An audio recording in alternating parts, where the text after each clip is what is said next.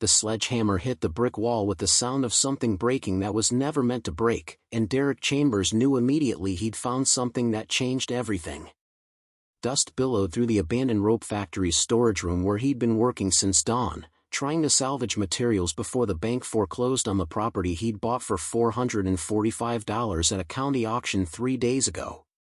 His 8-year-old daughter Maya stood near the door holding a flashlight, her small face going still the way children do when they sense their parent has discovered something significant. Before we jump back in, tell us where you're tuning in from, and if this story touches you, make sure you're subscribed, because tomorrow, I've saved something extra special for you. Derek set down the sledgehammer carefully, his hands shaking slightly as he pulled away broken bricks to reveal what the wall had been concealing. Not another storage room as he'd expected, but a steel door set into reinforced concrete, its surface showing no rust despite what must have been decades of concealment. The door had a combination lock, old-fashioned but well-maintained, and beside it was a brass plate engraved with words Derek had to lean close to read in the dim light. "What is it, Dad?" Maya asked, her voice carrying curiosity rather than fear. "I don't know yet. But someone went to a lot of trouble to hide it." Derek ran his fingers along the door's edge, finding the seal intact, the hinges solid. Whoever had built this vault had intended it to last, had protected whatever lay inside with the kind of care that suggested value beyond simple storage. The rope factory had seemed like salvation when Derek had spotted it in the county's liquidation listing 2 weeks ago. The Riverside Cordage Company had operated from 1898 through 1982, producing rope and twine and cable for everything from maritime use to agricultural applications. The 5-story brick building sat on 3 acres along the Blackstone River, its structure still solid despite decades of abandonment, filled with equipment and materials Derek could salvage and sell to keep himself and Maya fed for a few more months. He'd been unemployed for 7 months after the manufacturing plant where he'd worked closed permanently, his savings depleted, his unemployment benefits exhausted, facing eviction from their apartment with Maya's mother long gone and no family to fall back on.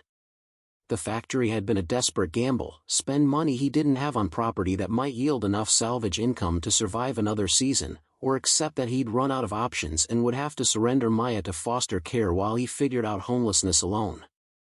Derek had spent the last 3 days methodically working through the factory, starting with the easiest materials to salvage. Old rope-making machinery that could be sold to industrial scrappers, copper wiring that still had value, wooden spools and beams that reclamation yards would buy. He'd found evidence of the factory's working life scattered throughout, logbooks documenting production runs, employee time cards from the 70s, photographs showing workers operating equipment that filled the massive floors. The building had been owned by the Hartwell family for 3 generations, passed from father to son, operated with the kind of pride that came from doing specialized work well. The last Hartwell to run it had been Samuel, who'd closed the operation in 1982 when synthetic rope made traditional cordage manufacturing economically unviable. Samuel had died in 1985, and the property had bounced through various attempts at redevelopment before the county seized it for unpaid taxes. Now Derek stood before a hidden vault in a factory he'd bought for salvage, his mind racing through possibilities. The vault could contain business records, personal documents, maybe some valuable equipment that Samuel Hartwell had wanted protected. Or it could be empty, just another mystery in a building full of abandoned history. "Can you open it?" Maya asked, moving closer despite Derek's earlier instruction to stay by the door. "Not without the combination. But there might be clues somewhere."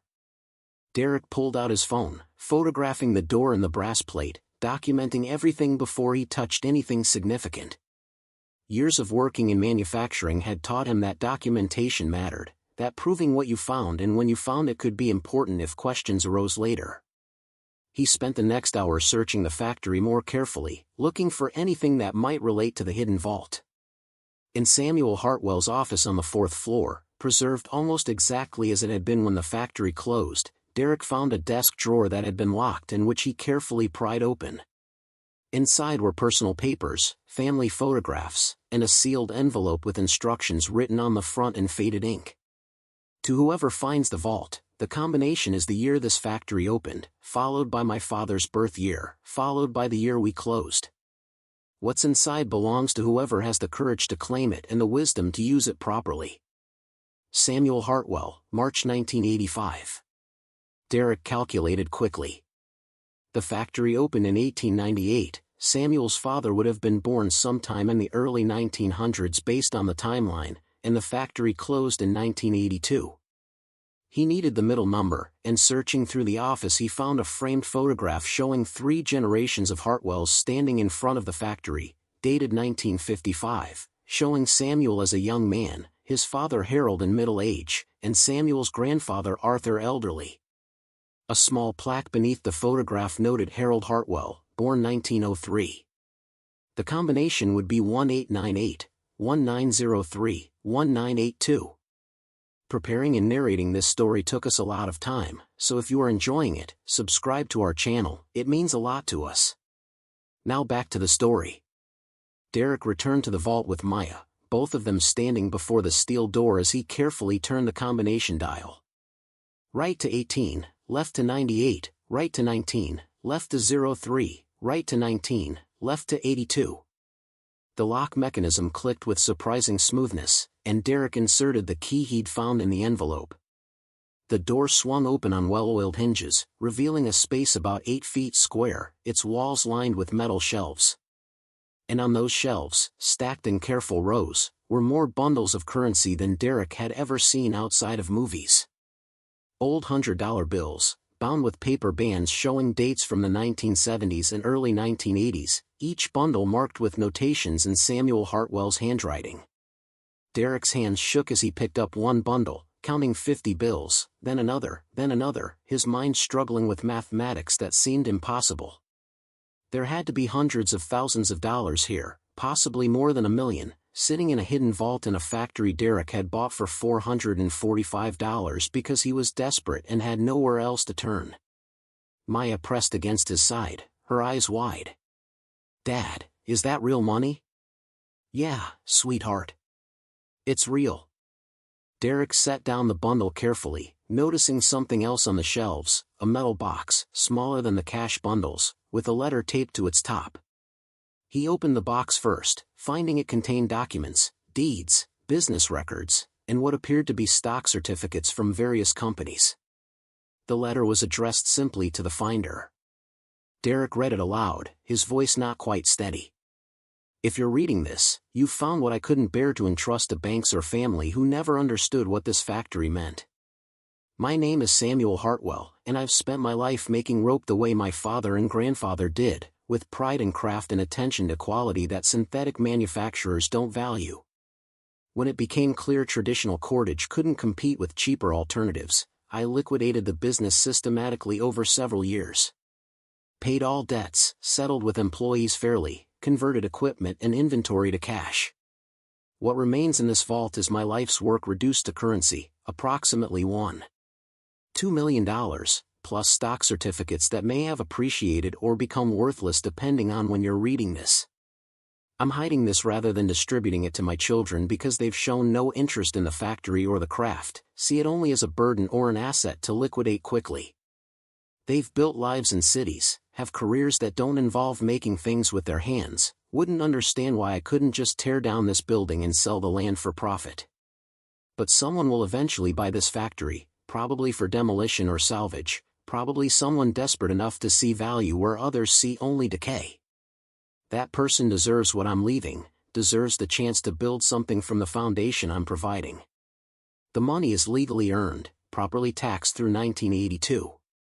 The stock certificates are bearer bonds, belong to whoever possesses them. Everything in this vault is yours if you found it, yours to use as you see fit. All I ask is that you consider what this building represented, craftsmanship, quality, work done with pride, and try to honor that in whatever you build with the fortune I'm leaving. I'm 73 years old and dying of lung disease. The doctors say I have maybe 6 months. By the time you read this, I'll be long dead, and this factory will be whatever time and circumstances made it. Use what I'm giving you better than I did. I buried it when I should have invested it in teaching others, in preserving knowledge before my generation took it to the grave. Samuel Hartwell, March 1985. Derek read the letter twice, trying to process what it meant. Samuel Hartwell had died 40 years ago, had hidden this fortune in a factory that had sat abandoned for decades, waiting for someone desperate enough to buy it and thorough enough to find what was hidden. That someone was Derek, who'd spent his last $445 on property nobody else wanted, who'd been breaking through walls looking for salvageable materials and had instead found a vault containing more money than he'd earned in 20 years of factory work. Maya tugged on his sleeve. "Does this mean we don't have to leave our apartment?" "Yeah, sweetheart," Derek said, pulling her into a hug. "This means we don't have to leave our apartment. This means everything changes." But even as he said it, Derek felt the weight of Samuel's letter, the trust that had been placed in whoever found the vault. The money was legally his according to Samuel's instructions, but inheriting a fortune from a dead stranger came with obligations that went beyond legal ownership. Samuel had wanted his life's work to mean something, had trusted that whoever found the vault would honor the craft and values the factory had represented. Derek spent the rest of that day documenting everything, photographing the vault's contents, reading through the stock certificates that showed companies some of which he recognized and others that had probably vanished in the 40 years since Samuel had sealed them away. He carefully moved the money to his truck in boxes, working methodically, his mind churning through implications and possibilities and the fear that something this good couldn't possibly be real. That evening, after Maya was asleep in their cramped apartment, Derek sat at the kitchen table counting money under the light of their old lamp. The bills were old but legitimate, had serial numbers and security features that verified their authenticity. He counted $240,000 in the first box, set it aside, started on the second. By midnight he'd verified Samuel's claim, approximately $1.2 million in currency, plus stock certificates he'd need to research to determine current value. Derek had never had more than a few $1,000s in savings at his peak, had spent most of his adult life one emergency away from financial crisis. Now he had more money than he could conceptually process, sitting in boxes in his apartment, inherited from a man who died before Derek was born, found because desperation had made him thorough enough to break through a wall that had been concealing secrets for 40 years. The next morning, Derek called a lawyer whose name he'd found through online research, someone who specialized in property rights and found assets. Margaret Chin met him at her office, her expression skeptical until Derek showed her the photographs in Samuel's letter and explained how he'd purchased the factory legally at auction and found the vault during salvage work. Samuel Hartwell's estate was settled in 1986, Margaret said after researching court records. His children inherited the factory property, which they sold to a development company that went bankrupt before completing any work. The property changed hands several times before the county seized it for taxes. Your purchase at auction gives you legal ownership of the building and anything contained within it. So the money is mine? According to Samuel's letter and the circumstances of discovery, yes. He explicitly stated his intention to leave it for whoever found the vault, and his estate was settled without knowledge of this hidden asset. Unless his heirs can prove you somehow knew about the vault before purchasing the property, they have no legal claim to it. Derek felt relief wash over him, followed immediately by new anxiety. But they're going to try anyway, aren't they? Once they find out? Margaret's expression confirmed his suspicion. The Hartwell family might feel they have moral claim to their father's hidden fortune, even if they lack legal standing. You should expect them to make contact, possibly to pressure you to share or surrender what you found. Document everything, maintain records of the vault's discovery, and don't let them intimidate you into giving up what's legally yours. The Hartwell family appeared at Derek's apartment 4 days later, led by Samuel's son Robert, now in his 70s, accompanied by his sister Patricia and 2 lawyers whose presence made clear this wasn't a social visit. Derek had been expecting something like this, had prepared by having Margaret present when he agreed to meet them. Robert Hartwell looked like his father from the photographs Derek had found, same angular face, same intense eyes, but harder somehow, carrying the resentment of someone who felt life owed him something it hadn't delivered. "You found money our father hid," Robert said without preamble. "Money that should have come to his family when he died. Money your father explicitly left for whoever found it," Derek corrected, keeping his voice steady despite the intimidation of facing multiple lawyers. He documented his intention clearly. The vault, the combination, the letter, everything indicates he wanted this fortune to go to the person who discovered it, not to family he felt didn't value what he'd built. Patricia's expression was pained rather than angry. Our father was bitter at the end, felt we'd abandoned him by choosing different lives. But we loved him, loved the factory when we were children. We just couldn't dedicate our lives to a dying industry the way he wanted. I understand that, Derek said, and he meant it. But your father made a choice about what to do with his life savings. He could have distributed it to you, could have left it in a will, could have done 1,000 things differently. He chose to hide it and leave it for someone else. I'm sorry that hurts, but I didn't create that situation. I just found what he left behind. One of the lawyers, a sharp-eyed man named Douglas, leaned forward. The money may have been earned legally, but hiding it from estate settlement could be considered fraud. If Samuel Hartwell concealed assets during probate, that affects the entire estate settlement. We could argue the vault's contents should be redistributed through proper legal channels. Margaret responded before Derek could. Samuel Hartwell died in 1985. The statute of limitations for contesting estate settlements has long expired. Mr. Chambers discovered the vault in 2025 during legal salvage work on property he owns. There's no mechanism for retroactively changing an estate settlement based on subsequently discovered assets, especially when those assets come with explicit instructions about intended recipients. The meeting went in circles for another hour, the Hartwell lawyers trying different angles to claim the money, Margaret deflecting each attempt with patient professionalism. Finally, Robert changed tactics, his voice dropping the lawyer-directed argument for something more personal. My father spent his last years alone in that factory, bitter and isolated, choosing machinery over family. The money you found was earned by the business my grandfather and great-grandfather built, was accumulated through decades of Hartwell family work. Legally it might be yours, but morally, don't you think we deserve consideration? Derek thought about this carefully, about Samuel's letter and the trust it represented, about the fact that he'd been days away from homelessness when he bought the factory, about Maya and the security this money could provide. Your father could have called you at any point in his last years, could have explained what he'd hidden and why. He didn't. He chose to seal that vault and leave instructions for a stranger. I'm respecting his choice. I'm sorry that means you don't get the inheritance you feel you deserved, but I didn't take anything from you. Your father gave it to whoever found it, and that happened to be me. After the Hartwells left, Derek sat with Margaret processing what had just happened. They're going to make things difficult, she said. Even without legal standing, they can create problems, publicity, social pressure, appeals to your conscience. Robert Hartwell has resources and connections, can make your life complicated if he decides you've stolen his inheritance. What do you recommend? Secure the money properly, have the stock certificates evaluated, establish clear legal ownership of everything.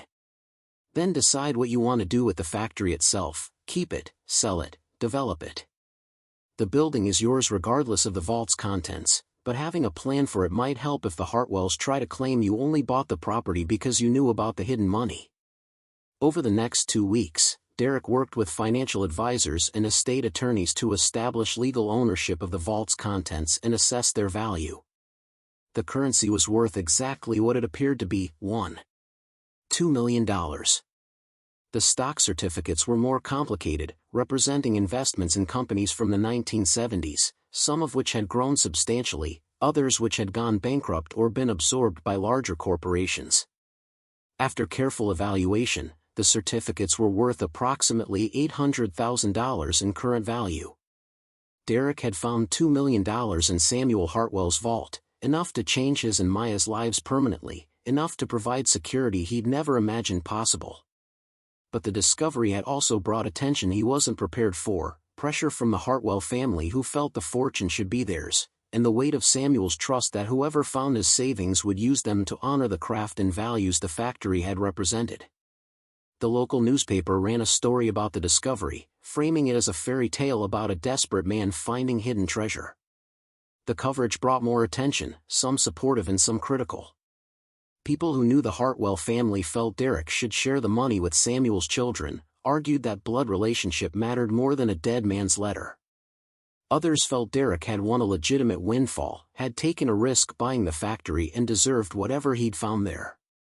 Robert Hartwell gave interviews suggesting Derek had somehow known about the vault before buying the property, implying fraud without making specific enough allegations to constitute slander. The pressure was subtle but constant, designed to make Derek feel guilty for keeping what was legally his, to pressure him into surrendering at least part of the fortune to the family who felt they deserved it. Maya noticed the tension, the way her father checked locks twice and kept his phone close, the worry that sat on his shoulders even though they suddenly had money for groceries and rent and everything they'd struggled to afford for months. "Are those people going to take away the money Mr. Hartwell left you?" she asked one evening. "They're going to try. But they can't, not legally. The money is ours." Derek paused, trying to explain something he was still working through himself. "But them making us feel like we stole something that was given to us, that's hard to deal with. That's the cost of finding treasure that other people think should have been theirs." Christine Morrison, who ran the local historical society, visited the factory one afternoon while Derek was continuing his salvage work. She'd read about the discovery, was interested in the building's history and what Derek planned to do with it. They walked through the massive floors together, Christine explaining the rope-making process and the machinery that still stood in careful rows, Derek showing her the vault and Samuel's letter. "The Hartwells are making your life difficult," Christine observed, not quite a question. "They feel the money should have been theirs. I understand that, but it doesn't change what Samuel wanted or what the law says." Christine studied the rope-making equipment, old machines built to last generations, maintained with the kind of care that spoke to pride and craft. Samuel Hartwell was difficult, was obsessed with quality in ways that made him hard to work with. But he employed dozens of people over the years, paid fair wages, refused to cut corners even when cheaper competitors were driving him out of business. This factory represented something important to him, not just business, but craftsmanship and traditional skill. His letter said he wished he'd invested in teaching rather than just hiding his money. So maybe that's what he'd want you to do with it. Not just keep the fortune, but use it to honor what this building represented. Christine gestured at the factory floor. This could be something more than just a story about finding treasure. It could be about preserving craft and history and the values Samuel died protecting. The idea took root in Derek's mind over the following weeks. He could take the money and walk away, sell the factory to developers and use his windfall to build a comfortable life elsewhere.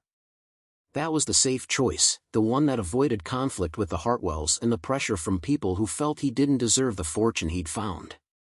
But Samuel's letter kept echoing in his thoughts. "Use what I'm giving you better than I did. I buried it when I should have invested it in teaching others, in preserving knowledge before my generation took it to the grave."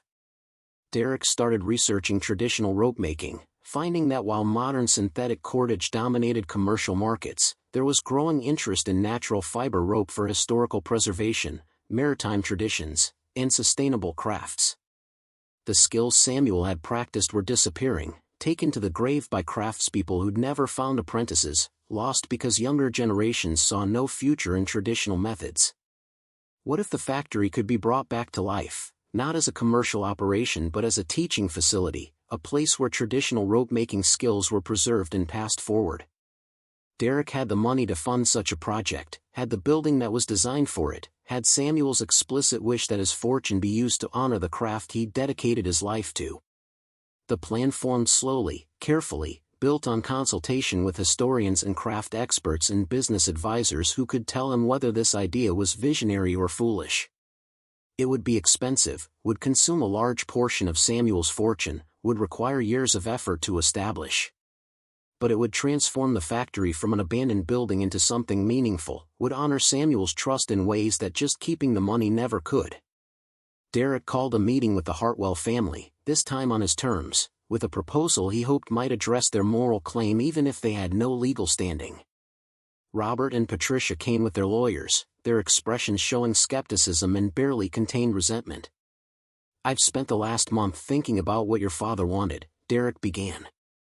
His letter was clear that he wanted whoever found the vault to use his fortune to honor the craft and values this factory represented.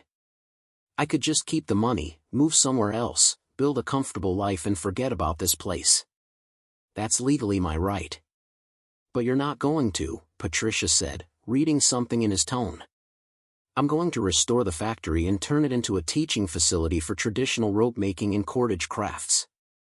Use Samuel's money to hire master craftspeople, develop apprenticeship programs, preserve the skills your father practiced before they disappear completely. Derek slid his proposal across the table. I'm offering you involvement, seats on the board that will govern the facility, input on how programs are developed, recognition of your family's history with this building. Not ownership, not control, but partnership in creating something that honors Samuel's legacy. Robert read through the proposal, his expression shifting from skepticism to something more complicated. You're giving up a fortune to turn this place into a museum? Not a museum. A working facility where people can learn skills that matter, where traditional craftsmanship is preserved and practiced. Your father wanted his money to teach rather than just sit in a bank somewhere. This honors that intent. Derek paused. I'm not doing this because I have to, because you have legal claim to anything. I'm doing it because your father trusted whoever found his vault to do the right thing, and this feels like what he meant. Patricia was crying quietly, her hands shaking as she held the proposal. This is what he wanted. Not the money back in family hands, but the craft preserved. He died believing everything he'd built would be forgotten. The partnership formed slowly over the next 6 months, Derek working with the Hartwells to develop programs and restore the factory while maintaining clear legal ownership of the property and remaining funds. Some of Samuel's money went to environmental cleanup and structural repairs, some to acquiring period-appropriate equipment and materials, some to establishing an endowment that would fund operations long-term. They found Marcus Whitley, a master rope maker who'd learned traditional methods from one of the last generation of craftspeople trained before synthetic materials made such skills obsolete. Marcus agreed to move to Riverside and lead the teaching programs, bringing equipment and knowledge that would make the factory functional again. Other craftspeople joined the effort, specialists in natural fiber processing and traditional twisting techniques and the mathematics of load-bearing cordage. The Riverside Cordage Heritage Center opened 18 months after Derek had found Samuel's vault, the factory transformed from abandoned ruin to working facility. The rope-making machinery was restored and operational, the floors cleaned and made safe, interpretive displays installed that told the building's history and the craft it represented.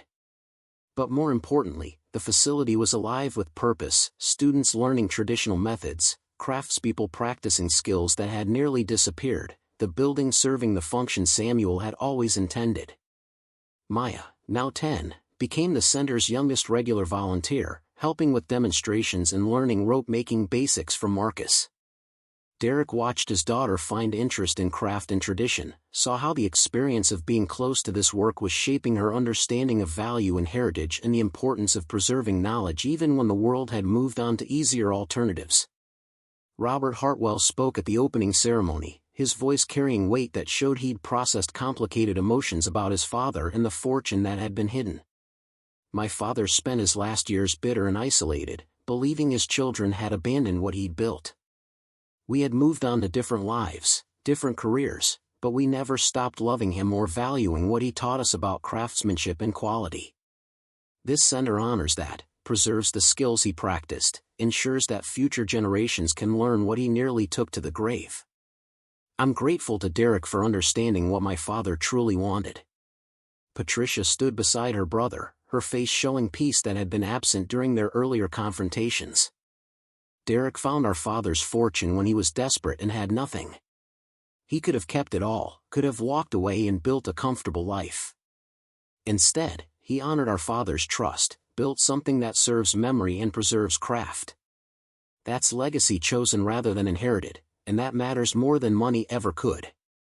5 years passed, the Heritage Center becoming part of Riverside's identity in ways that drew visitors and students from across the region. Derek managed the facility while continuing to learn rope-making himself, his hands developing the calluses of someone who worked with natural fibers and traditional techniques. The money Samuel had hidden provided security, allowed Derek to make decisions based on principles rather than financial pressure, gave Maya an education and opportunities he could never have provided on factory wages. Maya flourished in ways Derek could never have predicted when they'd been days from homelessness. She excelled in school, developed skills in traditional crafts, talked about studying material science and sustainable manufacturing, about finding ways to bridge traditional knowledge with modern applications. The girl who'd stood holding a flashlight while her father broke through a wall had grown into a young woman shaped by proximity to difficult choices made right. Christine Morrison became the Heritage Center's historian and curator, developing exhibits and programs that contextualized rope-making within broader industrial history. She'd watched Derek transform found fortune into something meaningful, had seen him honor trust placed in a stranger by a man who'd died 40 years before the vault was discovered. Samuel Hartwell hid his money because he couldn't figure out how to make it serve what mattered to him, Christine said one afternoon while they were updating exhibits. He buried it hoping someone else would understand. You did understand, and you built exactly what he wanted but couldn't articulate. That's remarkable. Derek thought about this, about the desperate November morning when he'd broken through a wall seeking salvage materials and found instead a fortune and a trust. I was broke and scared and didn't know how I'd feed my daughter past the end of the month. Finding that money was salvation I didn't deserve. The least I could do was honor what Samuel wanted, try to use it the way he wished he had. The Heritage Center expanded over the years, adding programs and other traditional crafts that shared rope-making's emphasis on natural materials and patient work. Weaving and textile production, traditional knot tying for maritime applications, sustainable fiber processing. The building Samuel had closed in 1982 believing his craft was dying had been reborn as a place where that craft was not just preserved but practiced and taught, where students learned skills most of the world had forgotten. 10 years after finding the vault, Derek received a call from Marcus Whitley, now in his 70s and preparing to retire from active teaching. "I want Maya to take over as lead instructor," Marcus said. "She's learned everything I could teach her, understands not just the techniques but why they matter. She's ready to carry this forward." Derek felt pride and humility mixing in his chest. His daughter, who'd been 8 years old when they'd found Samuel's fortune, was being offered the position of master craftsperson at the facility her father had built with a dead stranger's trust. That's her decision to make. Maya accepted, deferring college to spend several years deepening her skills and learning to teach others. She developed new programs that attracted younger students, found ways to make traditional craft relevant to modern concerns about sustainability and quality and the value of work done with patient care. The center thrived under her leadership in ways that honored both Samuel's vision and the opportunity Derek had provided by choosing to invest rather than simply keep what he'd found.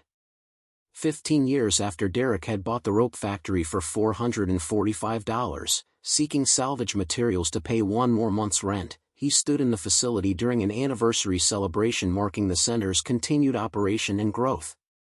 The building hummed with activity and purpose, students learning from masters who'd learned from Marcus who'd learned from the last generation trained before synthetic cordage made such knowledge obsolete. Robert Hartwell attended, now in his late 80s, his health declining but his mind sharp. He approached Derek during a quiet moment, his expression showing peace that had taken years to achieve. "Thank you," Robert said simply. "For understanding what my father wanted better than his own children did. For building something that honors his craft and preserves his knowledge. For not just keeping the money but investing it in exactly what he wished he'd invested in himself. Your father left instructions. I just followed them. You could have ignored them. Could have taken the money and walked away. Most people would have." Robert paused, looking around at the working facility. "My father died believing everything he'd built would be forgotten, that his skills and knowledge would die with him. You proved him wrong. That's legacy built through choice, and that matters more than inheritance ever could." 20 years after the discovery, as Maya was teaching her own apprentices and the Heritage Center had become a model for traditional craft preservation, Derek received notice that Patricia Hartwell had died peacefully in her sleep at 87. Hurwell left a substantial donation to the center, funds designated for expanding programs and ensuring long-term sustainability. The note attached explained her reasoning. Derek honored our father's wishes better than we ever could have. This donation continues that work, ensures the center endures beyond any single person's lifetime. My father believed craftsmanship mattered, that traditional skills deserved preservation even when the world had moved to cheaper alternatives. The Heritage Center proves he was right. I'm grateful to have been part of it, even if I came to that understanding later than I should have. Derek read the note during a quiet evening at the center, the building empty except for security lights and the presence of machinery that had been making rope since 1898. He thought about Samuel Hartwell dying bitter and isolated, about Robert and Patricia spending years resenting the fortune their father had hidden, about the complicated journey that had brought them all to partnership and recognition that family legacy could be about more than blood relationship. The money had been important, had provided the foundation for everything they'd built. But Samuel's real gift had been the trust he'd placed in whoever would find his vault, the faith that someone would understand what mattered more than currency. Derek had stumbled into that trust desperate and broke, had honored it because the alternative was betraying something that felt sacred even when it came from a stranger. 25 years after buying the factory for salvage, Derek stood with Maya and her own daughter, his granddaughter Emma, age 7, watching the center's latest group of apprentices learn traditional rope making under Maya's patient instruction. The building that was supposed to have provided 1 month's rent through salvage materials had become the foundation for 3 generations, had transformed desperate gamble into legacy that served craft and community. Emma asked questions with the serious attention of children who sensed they were learning something important, her small hands trying to master techniques that took years to develop. Derek watched her struggle and persist, saw his daughter teaching with the same patience Marcus had shown, recognized the continuation of knowledge that Samuel Hartwell had feared would die with his generation. The land along the Blackstone River had held secrets, not just Samuel's vault but the story of craftsmanship and traditional skill, of work done with pride and attention to quality that modern manufacturing often didn't value. The factory had been built to last generations, had survived abandonment and near demolition, had waited for someone desperate enough to buy it and thorough enough to find what was hidden. That someone had been Derek, who'd had $445 and nothing else, who'd been breaking through walls seeking salvage value and had found instead a fortune and a trust and the opportunity to build something that mattered more than personal enrichment. He'd honored that opportunity, had invested Samuel's money in exactly what the old craftsman had wished for, had created a place where traditional skills were preserved and practiced and passed forward to students who would carry them into uncertain futures. Maya found him standing alone near the entrance, recognizing the contemplative mood that sometimes overtook her father during ceremonies and celebrations. "You thinking about the vault? About Samuel's letter?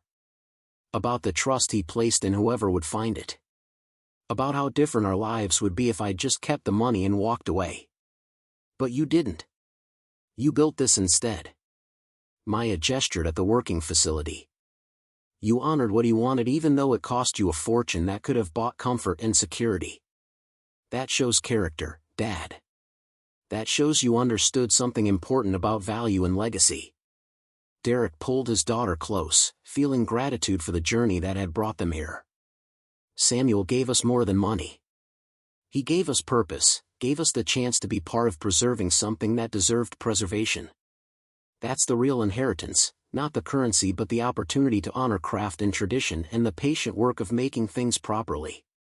As evening settled over Riverside and the Heritage Center's lights glowed warm against the darkness, Derek walked alone through the factory floor where rope had been made for over a century, where Samuel Hartwell had spent his last years fighting to keep traditional methods alive, where students now learned skills that connected them to generations of craftspeople who'd understood that some knowledge was worth preserving even when the world had moved on.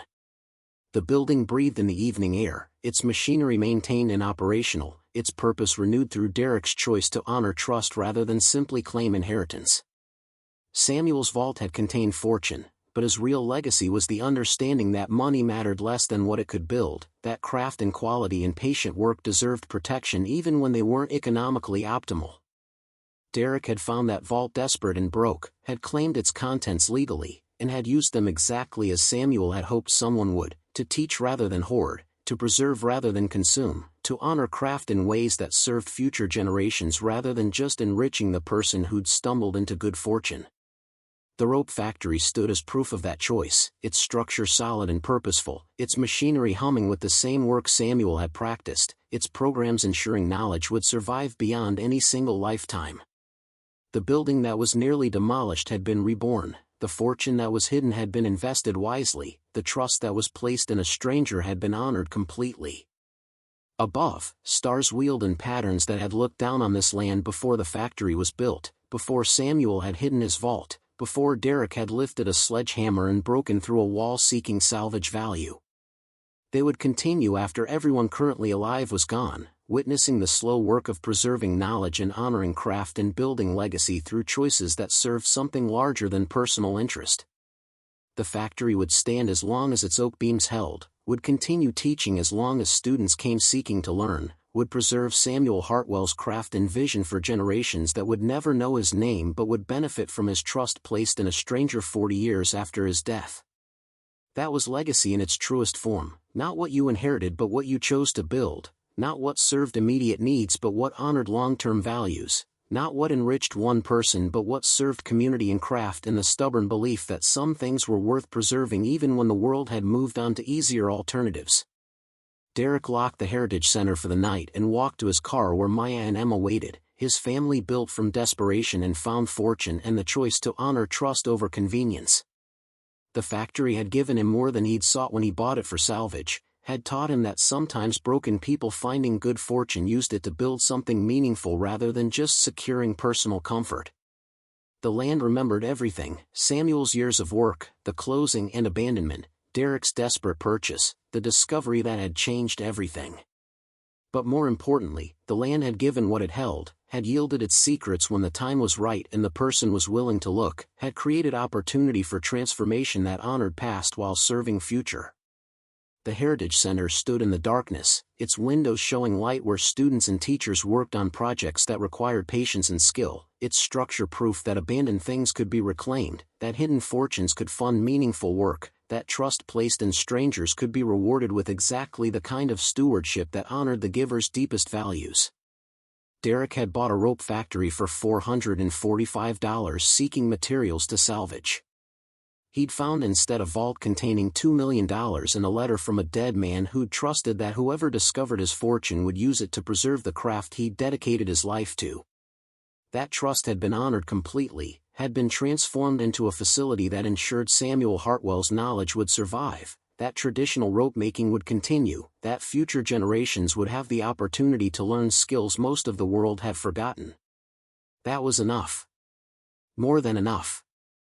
It was legacy built through desperate circumstances and found fortune and the choice to honor trust even when keeping silent and taking everything would have been easier and legally permissible. The factory stood as monument to that choice, as proof that sometimes the right thing cost you comfort but gave you something more valuable, the knowledge that you'd honored what deserved honoring, that you'd preserved what deserved preservation, that you'd built something that would outlast your own lifetime.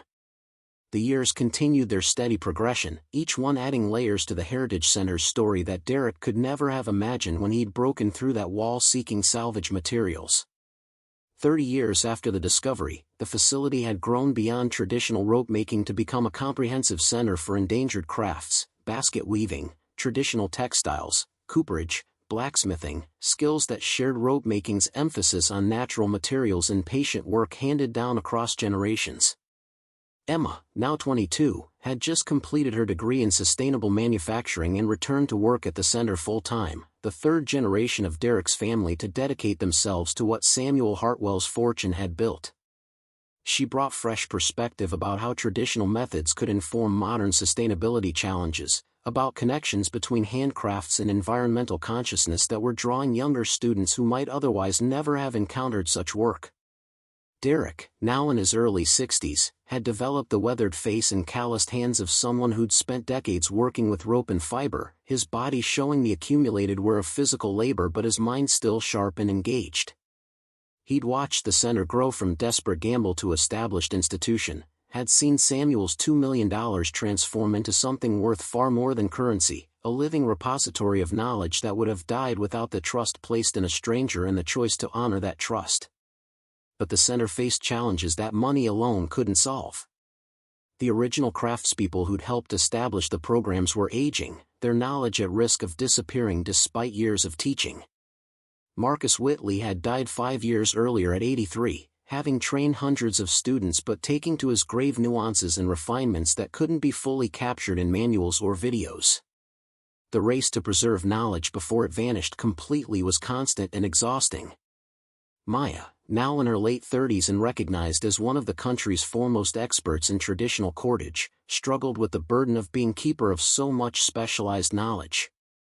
She'd trained apprentices who were skilled and dedicated, but some techniques required decades to master fully, and she worried about what would happen when her generation was gone. The weight of preservation sat heavy on shoulders that had carried it since she was barely out of her teens. "I understand now what Samuel felt," Maya told her father one evening after a particularly difficult day of teaching. "Watching a craft you love become obsolete, knowing your skills might die with you despite your best efforts to pass them forward. It's terrifying." Derek recognized the exhaustion in his daughter's voice, the burden he'd inadvertently placed on her by building something that required constant effort to maintain. Samuel hid his money because he couldn't figure out how to preserve what mattered to him. "You're doing what he wished he'd done, actively teaching, documenting, ensuring knowledge survives. That's different. But is it enough? We've trained hundreds of students, but how many will dedicate their lives to this work the way I have? How many will keep teaching when I'm gone?" Maya's frustration was palpable. "Sometimes I wonder if we're just delaying the inevitable, if these crafts are meant to die and we're fighting against progress by trying to preserve them." The question hung between them, touching on something Derek had wrestled with for 3 decades. Was preservation always valuable, or were some skills meant to disappear when their practical purpose ended? Samuel had believed craftsmanship had intrinsic worth beyond economics, but the world had moved on from handmade rope regardless of that belief. Emma approached the problem differently than her mother, seeing traditional methods not as dying arts to be preserved in amber but as living knowledge that could inform modern challenges. She started developing programs that connected rope-making principles to contemporary issues, sustainable materials science, local production systems, the environmental cost of disposable synthetic goods. Under her influence, the Heritage Center began attracting a different kind of student, younger people interested in sustainability who found value in traditional methods they might otherwise have dismissed as obsolete. "The crafts don't have to be frozen in Samuel's era to matter," Emma explained during a board meeting where Derek and Maya were debating whether to modernize certain programs. "We can honor traditional knowledge while adapting it to present needs. Rope making teaches principles about fiber intention and load distribution that apply to all kinds of modern problems. The specific techniques Samuel practiced matter, but so does the underlying knowledge that made those techniques work." The perspective shift was subtle but significant. Instead of presenting traditional crafts as historical artifacts to be preserved exactly as practiced in the past, Emma framed them as living knowledge systems that could evolve while maintaining core principles. Young students who might never have cared about making rope the way Samuel Hartwell did became interested in the mathematics and materials science underlying those methods, saw applications to contemporary design challenges and sustainability concerns. Derek watched his granddaughter reshape programs he'd established, saw her find ways to honor Samuel's vision while making it relevant to generations who couldn't remember a world where such crafts were common. It was evolution rather than preservation, adaptation rather than stasis, but it kept the knowledge alive in ways that rigid adherence to historical methods might not have achieved. 35 years after finding the vault, Derek received an unexpected visitor, Robert Hartwell's grandson Michael, now in his 40s, who'd been raised hearing family stories about the rope factory and the fortune that should have been his grandfather's inheritance. Michael had built a successful career in commercial real estate, had never shown particular interest in the Heritage Center, but appeared one afternoon asking to speak with Derek privately. They walked through the factory floor together, Michael studying the equipment and students with an expression Derek couldn't quite read. Finally, Michael spoke, his voice carrying complexity that suggested he'd been processing this for a long time. "I grew up hearing that you'd stolen my great-grandfather's fortune, that you'd somehow tricked an old man or known about the vault before buying the factory. My grandfather Robert spent years angry about it before he made peace with what you'd built. Michael paused near one of the original rope-making machines. But I've been researching Samuel's life, reading his journals and letters that my family kept. And I've come to understand something important. Derek waited, uncertain where this was heading. Samuel didn't hide his money to spite his children. He hid it because he was heartbroken that none of us wanted to continue his work, that we saw the factory as burden rather than legacy. He wanted someone who valued craft and tradition to find his fortune, wanted it to serve preservation rather than just enriching people who'd already rejected what he'd built. Michael met Derek's eyes. You were exactly who he hoped would find it. And you did exactly what he wanted with it. My grandfather eventually understood that, but I'm not sure the rest of the family fully has. What are you saying? I'm saying thank you. For honoring Samuel's trust, for building something that serves his memory better than distributing his money to family would have. For teaching my own daughter, she's been taking summer workshops here, skills that connect her to her great-great-grandfather's craft even though none of us in between maintain that connection. Michael's voice grew stronger. And I'm offering financial support for the endowment, adding to what Samuel left so the center can continue beyond any single lifetime. It's not restitution because nothing was stolen. It's partnership in preserving what Samuel built and what you've expanded. The donation was substantial, enough to significantly extend the Heritage Center's financial sustainability, to fund programs that would outlast Derek and Maya and Emma. But more than the money, Michael's recognition meant something important, acknowledgement from Samuel's own family that what Derek had built honored the old craftsman's legacy in ways that simply inheriting his fortune never would have. 40 years after the discovery, as Derek approached 70 and began contemplating retirement from active management of the center, the facility hosted a major anniversary celebration that drew craftspeople and students from across the country. The event recognized not just the Heritage Center's longevity but its impact on traditional craft preservation nationwide, the model it had provided for how endangered knowledge could be maintained and adapted without losing essential character. Maya had achieved recognition as a master craftswoman whose work was collected by museums, whose techniques were studied by researchers, whose teaching had shaped a generation of cordage specialists. But her greatest pride was in students who'd learned from her and then built their own careers, created their own workshops, ensured that knowledge would continue spreading rather than concentrating in a single facility.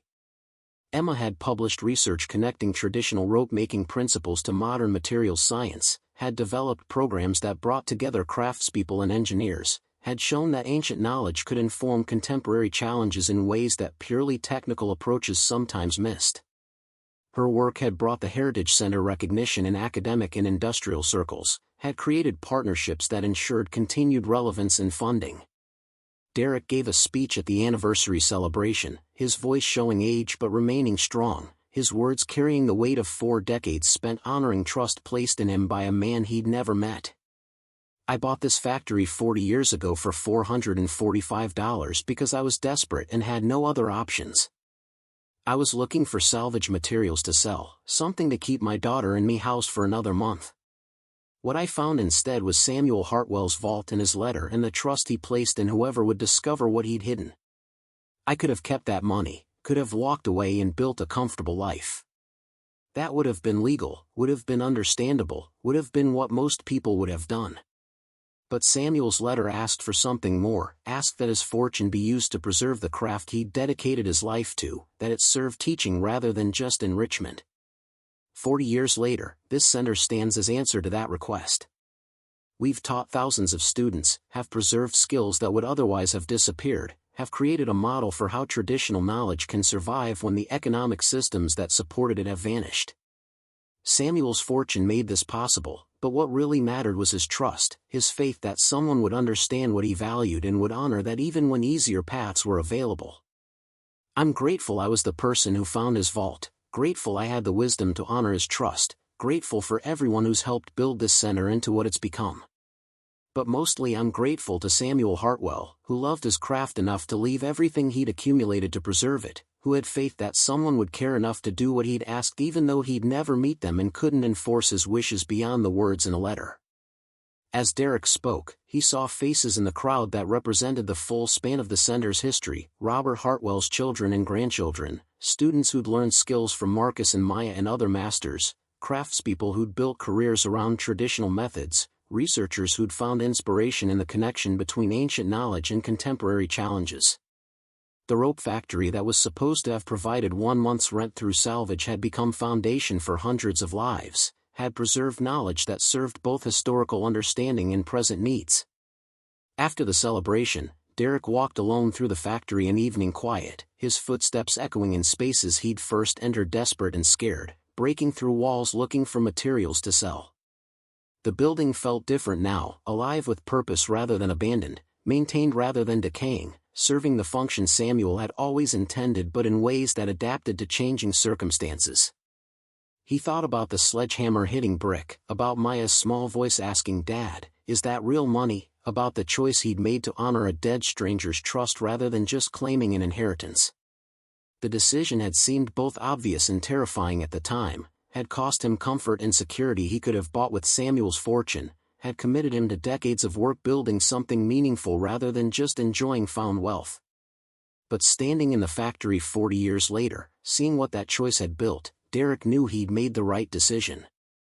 Not the easy one, not the one that served immediate self-interest, but the one that honored what mattered: Samuel's craft, Maya's education, Emma's future, the preservation of knowledge that deserved preservation even when the world had moved on. The money had been important, had provided the foundation for everything they'd accomplished. But Samuel's real gift had been the trust itself, the faith that whoever found his vault would understand what mattered more than currency, would choose to honor craft and tradition even when keeping silent and taking everything would have been perfectly legal. Derek had been that person not because he was particularly virtuous but because circumstances had made him desperate enough to be thorough, had broken him down enough that rebuilding required something more meaningful than just personal comfort. The vault had offered salvation when he had nothing, and he'd repaid that salvation by investing it in exactly what Samuel had hoped for: preservation of knowledge, teaching of skills, continuation of craft that connected present practitioners to generations of tradition. As he locked the Heritage Center for the night, Derek felt the weight of 40 years settle into something approaching completion. Not ending, because the work would continue long after he was gone, but closure on his own active role in what had been built. Maya and Emma would carry it forward, would adapt it to challenges he couldn't anticipate, would honor Samuel's trust in ways that served their generation's needs while maintaining connection to the craft that had started everything. The factory stood in the darkness, its brick walls holding stories that spanned more than a century: Samuel's years of work, the closing and abandonment, Derek's desperate purchase, the discovery that had changed everything, for decades of teaching and preservation and adaptation. The building breathed with history and purpose, testament to the fact that some things were worth preserving even when their economic purpose had ended, that traditional knowledge had value beyond market forces, that craft and quality and patient work mattered regardless of whether they were profitable. Derek drove home through streets he'd learned to navigate over 40 years, passing landmarks that marked the passage of time, stores that had closed and reopened under new ownership, houses where families had raised children who'd grown and left, the slow transformation of a community that remained recognizable while constantly changing. His own life had followed similar patterns, starting with desperation and found fortune and building gradually towards something that felt earned rather than merely lucky. Rachel was waiting when he arrived, patient presence who'd been part of his life for 3 decades, who'd watched him navigate the complexities of honoring Samuel's trust while raising Maya and building something meaningful. They'd married quietly 15 years ago, partnership built on mutual respect and shared understanding that some commitments ran deeper than romance, that building life together meant supporting each other's values and purposes. "How was the celebration?" Rachel asked, reading his face with the familiarity that came from decades together. "Good. Overwhelming. Made me realize how much has grown from that desperate morning when I broke through a wall looking for salvage wood." Derek sat beside her, feeling the accumulated exhaustion of a long day. Michael Hartwell gave a speech about his great-grandfather's legacy and how grateful the family is that I honored Samuel's trust. It felt strange, having them thank me for keeping what was legally mine but which they'd spent years claiming should have been theirs. They've had 40 years to process what happened. You've shown them what Samuel wanted his money to do, proven you were the right person to find it. Rachel paused. Are you ready to step back? Let Maya and Emma run things? Derek had been asking himself that question for months, feeling the weight of responsibility he'd carried for 4 decades, recognizing that the center needed younger leadership who could adapt to challenges he might not understand. I think so. Maya's ready, Emma brings perspectives we need. It's time for my generation to step aside and let theirs shape what comes next. Samuel would be proud. Not just of the center, but of you, for honoring his trust, for building something that outlasted personal benefit, for raising a daughter and granddaughter who continue that work. Rachel took his hand. You could have taken the money and walked away 40 years ago. You didn't. That defines character more than any success that followed. As Derek lay in bed that night, unable to sleep, he thought about Samuel Hartwell dying bitter and isolated, believing his craft would disappear with him, trusting that someone might eventually understand what he'd valued enough to preserve it. That trust had been rewarded beyond what the old craftsman could have imagined, not just a facility that taught rope-making, but a comprehensive center that preserved endangered crafts, that connected traditional knowledge to contemporary needs, that had trained thousands of students across 4 decades. The fortune Samuel had hidden had made it possible, but what really mattered was the trust itself, the faith that someone would care enough to honor what was asked, would choose to build rather than simply consume, would invest in preservation even when keeping everything for personal comfort would have been easier and legally permissible. Derek had been chosen by circumstance and desperation, had stumbled into trust he hadn't sought, had honored it because the alternative was betraying something that felt sacred even when it came from a stranger. 40 years later, that choice had created legacy that would outlast him, would continue teaching and preserving and adapting long after everyone who'd known Samuel personally was gone. That was enough. More than enough. It was purpose-built from found fortune and honored trust, proof that sometimes broken people given unexpected opportunities used them to build something meaningful rather than just securing personal comfort. The Heritage Center would stand as monument to that choice, as proof that some things were worth preserving, that traditional knowledge had value beyond economics, that craft and quality and patient work mattered regardless of whether they were profitable in conventional terms. The land along the Blackstone River held memory of Samuel's years making rope, of Derek's desperate purchase, of the vault's discovery, of 4 decades building and teaching and preserving. That memory was written in brick and machinery in the hands of students who'd learned skills most of the world had forgotten, who carried forward knowledge that connected them to generations of craftspeople who'd understood that some things were worth doing properly even when easier alternatives existed. Derek finally slept, his dreams mixing memory and hope, past and future, the vault's discovery and the center's continuation. When he woke, the sun was rising over Riverside, painting the sky in shades that had greeted this land before factories or fortunes or any human claims. The Heritage Center would open soon, students would arrive to learn and practice, the work would continue as it had for 40 years, as it would for decades to come, built on foundation that Samuel Hartwell had provided and Derek Chambers had honored, and Maya and Emma would carry forward into futures neither Samuel nor Derek could fully imagine. The rope factory stood ready for another day, another year, another generation of students who would learn that craft and tradition and patient work mattered, that some knowledge was worth preserving even when the world had moved on, that legacy was built through choices that honored trust over convenience, preservation over profit, building something meaningful over simply enjoying found fortune. That was Samuel Hartwell's gift, and Derek Chambers' honor, and Maya and Emma's inheritance, not just money or property or even knowledge, but the understanding that some trusts were worth honoring even when no one could enforce them, that some legacies were built through choices that served something larger than self-interest, that sometimes found fortunes were best used not for personal enrichment but for preservation of what deserved preservation. The center would continue, adapting and growing, serving needs that changed while maintaining connection to values that endured. That was enough. More than enough. It was legacy written in craft and knowledge and the patient work of building something that mattered more than the currency that made it possible. Up next, you've got 2 more standout stories right on your screen.